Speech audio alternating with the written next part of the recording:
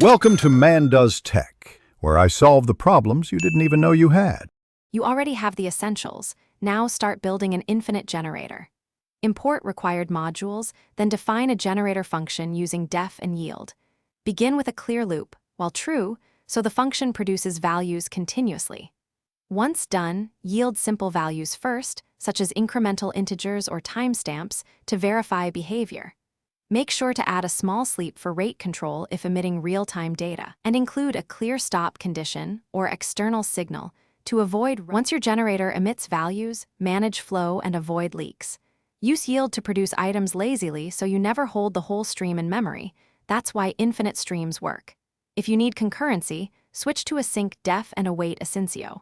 Sleep for cooperative pauses.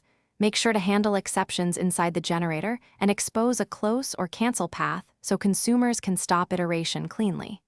Keep state minimal. Prefer lightweight tuples or DICs instead of large objects. Finally, wire the generator into your consumer and validate behavior. You can iterate with a for loop, call next, manually, or use async for async generators. When testing, bind a finite range or zip with range, N to simulate limited consumption. Once integrated, log metrics like throughput and lag. If the pipeline stalls, check for blocking I/O, missing a wait, or backpressure from downstream. A single key tip. Insert timeout guards so you can detect and close a hung generator without crashing the whole system. Thanks for watching. If you found this helpful, don't forget to like and subscribe.